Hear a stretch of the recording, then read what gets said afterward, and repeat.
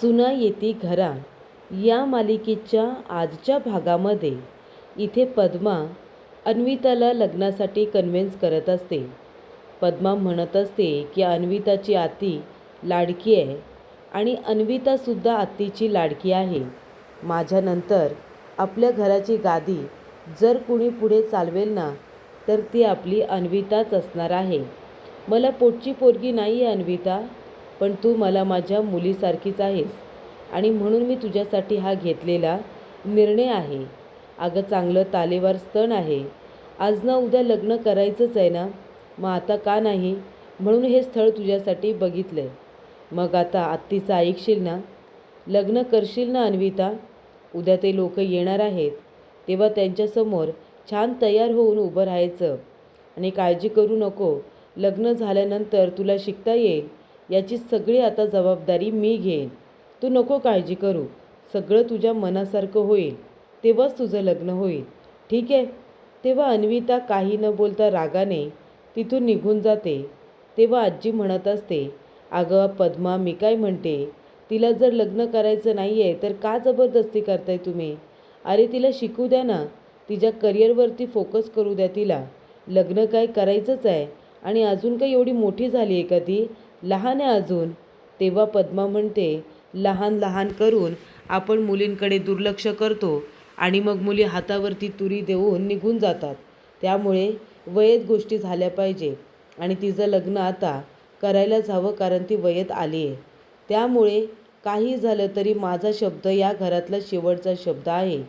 मी म्हणाली आहे ना की आपल्या अन्विताचं लग्न होणार तर होणार. ते पाहुणे येणार आहेत, त्यांच्यासमोर अन्विता छान तयार होऊन उभी राहिली पाहिजे, कळलं का छाया? बाकी सगळी जबाबदारी माझी असणार आहे.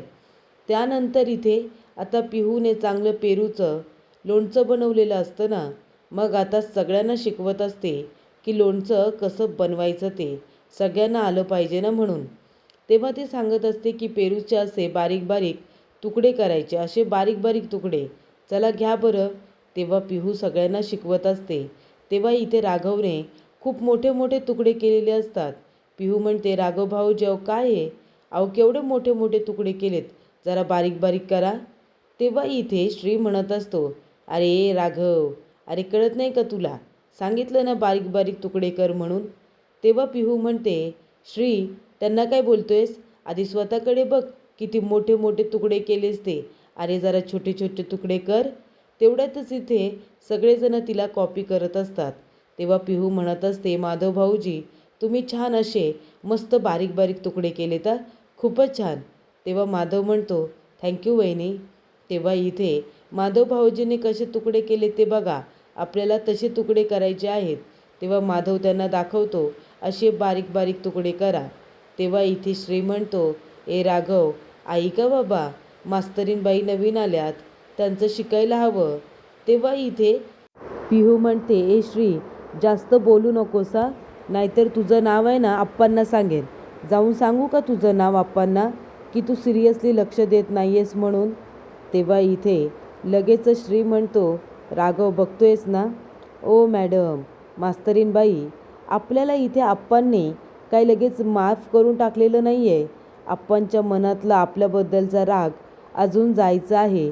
तेव्हा लगेच असं हवेत उडू नका. लोणचं आवडलं, थोडंसं कौतुक केलं म्हणून लगेच हवेत उडायची काही गरज नाही आहे. चला चला जमिनीवरती या आणि शिकवा बरं मला. तेव्हा ती म्हणते, बरं बरं ठीक आहे, आता बारीक तुकडे झाले ना, याच्यावरती मसाले टाकायचे आहेत. तेव्हा इथे राघव म्हणतो, आई आई ग, बोट कापलं.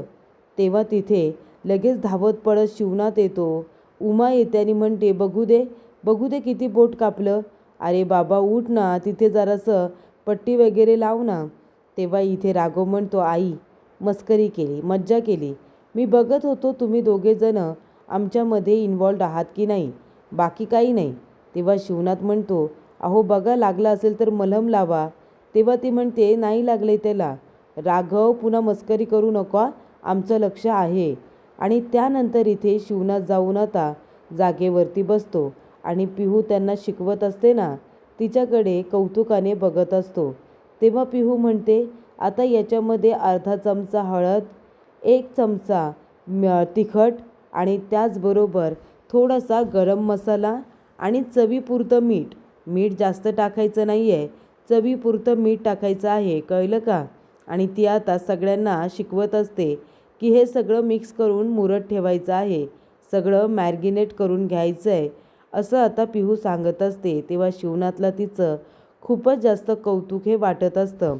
त्यानंतर इथे श्री पिहूची वाट बघत असतो. तेव्हा पिहू तिथे येते आणि म्हणते, श्री, ए श्री. तेव्हा श्री चिडलेला असतो आणि तो जरासा रागवलेला असतो, इकडे तिकडे बघत असतो. तेव्हा पिहू म्हणते, काय रे श्री, काय झालं? तो म्हणतो, जाऊ दे, मला तुझ्याशी बोलायचं नाही आहे. तेव्हा ती म्हणते, अरे पण का, काय झालं, का बोलायचं नाही आहे तुला? तो म्हणतो, पिहू, अगं एवढं लोणचं वगैरे केलं होतंस तर एखादा फोन करून मला सांगायचं तरी. तुला मला सांगावंसं नाही वाटलं का? आणि मी तुझ्यासाठी आता हे पेरू वगैरे ऑर्डर केले होते, कारण आपणना पेरूचं लोणचं हवं आहे हे तू ऐकलं होतंस ना. मग त्यासाठी तू काहीतरी प्रयत्न करणार आणि तुझ्या सुपीक डोक्यामध्ये काहीतरी आयडिया येणार मला माहितीच होतं. म्हणून ते पेरू मी ताजे ताजे बागेतून ऑर्डर केले होते, माहिती आहे तुला. आणि तू काय केलंस, आधीच लोणचं बनवून ठेवलं होतंस. अगं तू आपल्याकडे पेरू होते, तू लोणचं बनवलं होतंस, मग का बरं तू फोन करून मला सांगितलं नाहीस? तेव्हा ती म्हणते, नाही रे, वेळच नाही भेटला. तो म्हणतो, मग पेरू कुठून आणलास हा, सांग बरं जरा. ती म्हणते, सांगते, पण कुणाला सांगू नकोस बरं का. अरे तो पेरू आहे ना, मी समोरच्या घरातल्या पेरूच्या झाडावरून बेचकीने पाडलेला आहे. तेव्हा श्री म्हणतो, काय, समोरचा पेरू होता तो, हे काय बोलतेस तू? ती म्हणते, अरे बाबा हळू बोल ना, इतक्या जोरात का बोलतोयस, आपणना कळेल ना. तेव्हा श्री म्हणतो, हे बघ पिहू, शेवटचं सांगतो तुला, त्या राघवपासून लांब राहायचं, कळलं?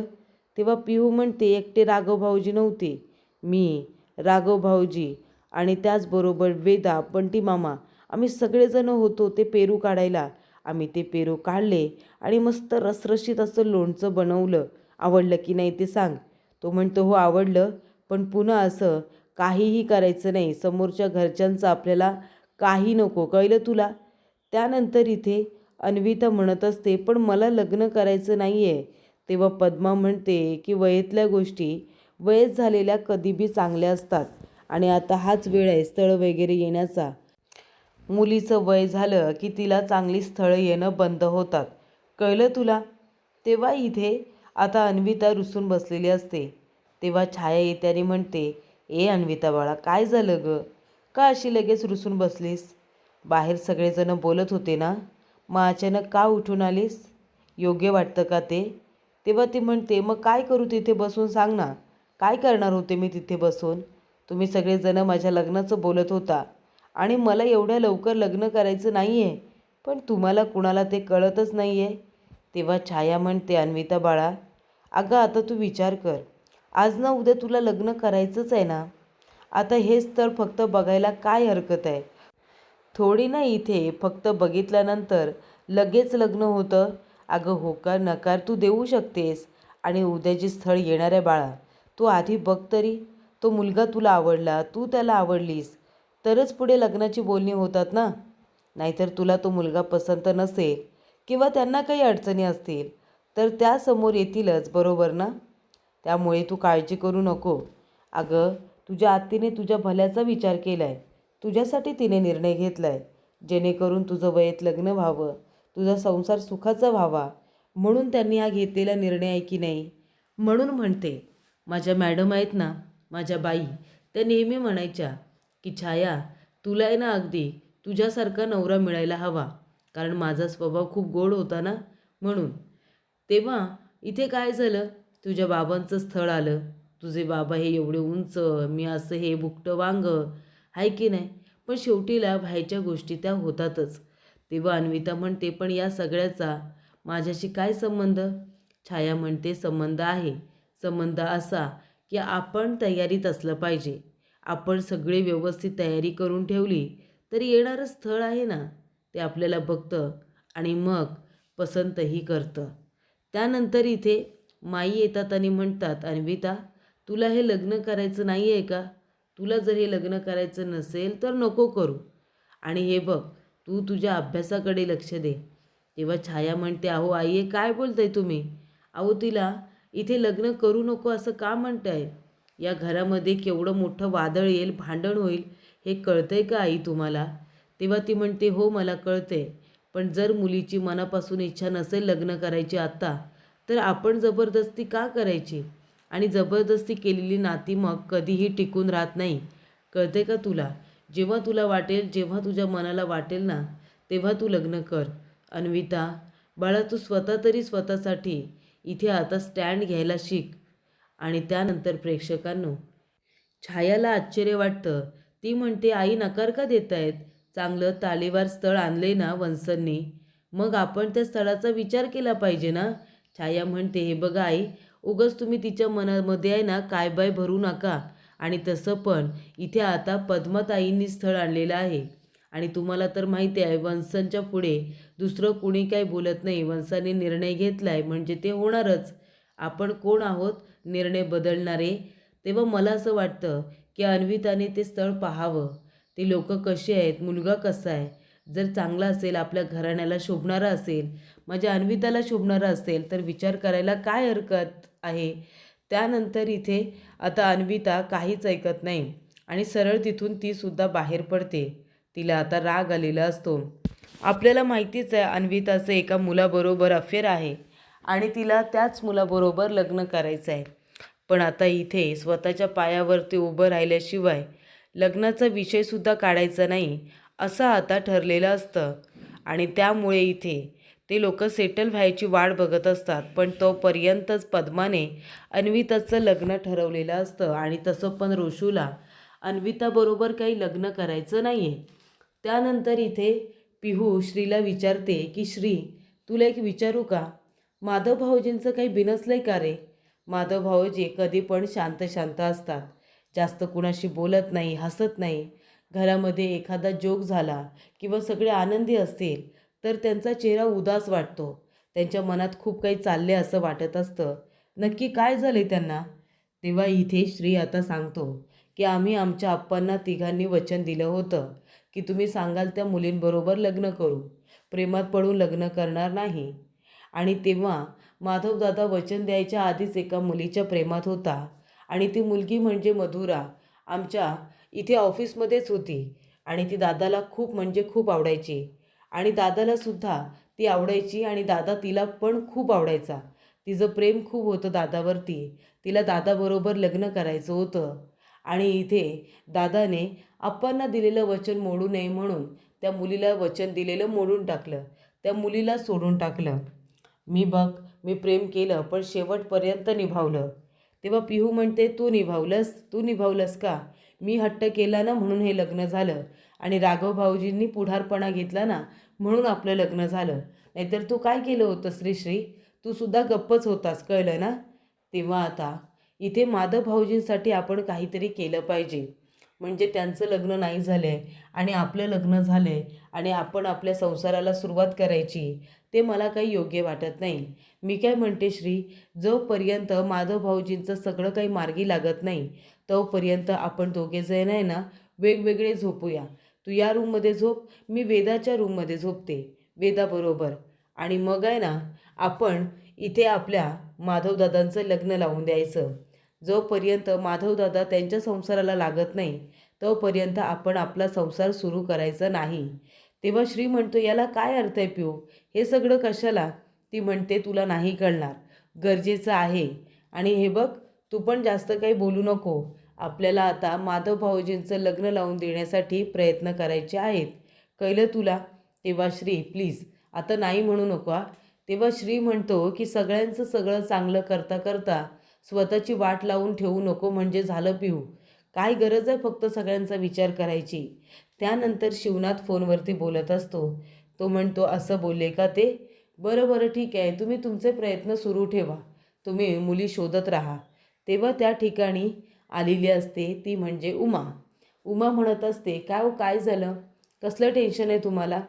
तेव्हा शिवनाथ म्हणतो, काही नाही, एक गृहस्थ आहेत, त्यांना आपल्या माधवसाठी मुलगी शोधायला सांगितली होती. मुलगी बघितलीसुद्धा होती पण त्या लोकांना कळले की आपल्या श्रीचं लग्न झालं आहे ते. तेव्हा ते म्हणतात, माधव कोण? त्याच्याच 2 नंबर भावाने लग्न केले पळून जाऊन तो ना, आणि त्यामुळे इथे त्या मुलींचे वडील आपल्या मुलींना आपल्या घरामध्ये देत नाही आहेत. पण तेव्हा इथे आता उमा म्हणत असते, अहो पण याला काय अर्थ आहे, इतकी वर्ष आपण या गावात राहतोय, ते काय आपल्याला ओळखत नाही का? पण त्यांना जर द्यायचीच नसेल तर जाऊ दे, आपण शोधू दुसऱ्या मुली. तेव्हा शिवनाथ म्हणतो की उमा होय असंच होणार होतं. आता जेव्हा जेव्हा मुलगी बघायला जाऊ सगळेजण हेच म्हणतील ना की याच्याच 2 नंबर भावाने पळून जाऊन लग्न केलं, आपण लोकांना तरी काय बोलणार. तेव्हा उमा म्हणते जाऊ द्या, तशा लोकांचा विचार तुम्ही करू नका आणि स्वतःला त्रास करून घेऊ नका. मी सांगते ना, मी काय म्हणत होते आपल्या माधवचं. तेव्हा शिवनाथ म्हणतो काय आपल्या माधवचं काय. तेव्हा इथे लगेचच उमा घाबरते आणि गप्प बसते. तर पुढील भागामध्ये राघव आता शांतपणे झोपलेला असतो. तेव्हा त्या ठिकाणी आलेली असते अन्विता. ती म्हणते उठ उठ. तेव्हा इथे राघव म्हणतोय तू ह्या वेळेला इथे काय करतेस, तू कशी आलीस. ती म्हणते मी ना उडत उडत आली. काय रे राघव, तू माझ्या घरच्या लोकांना का सांगितलंस की माझं रोशूबरोबर प्रेम आहे म्हणून. तो म्हणतो मला अशी चुगली करायची काय बी गरज नाही, कळलं ना. मी कुणाची काय बी चुगली केलेली नाही आहे. तू इथे कशी आलीस ते सांग. ती म्हणते आले उडत उडत आली, कळलं तुला. तो म्हणतो जा आधी इथून जा, कोणी बघितलं ना तर खूप मोठा प्रॉब्लेम होईल. आणि तेवढ्यातच तिथे उमा आलेली असते. ती राघवला आवाज देत असते. ती म्हणते राघव. तेव्हा अन्विता म्हणते मेले मी. तेव्हा तो म्हणतो लप लप लप, कुठेतरी लप. आणि तेव्हा इथे लपता लपता दोघेजणं एका इथे अंथरुणामध्ये आलेले असतात. दोघेजणं एकमेकांकडे आता असे बघत असतात आणि लाजत असतात. त्यामुळे प्रेक्षकांनो अशा रीतीने इथे अन्विता आणि त्याचबरोबर इथे आपला राघव हे दोघेजणं आता लपून बसलेले असताना एकमेकांकडेच बघत असतात.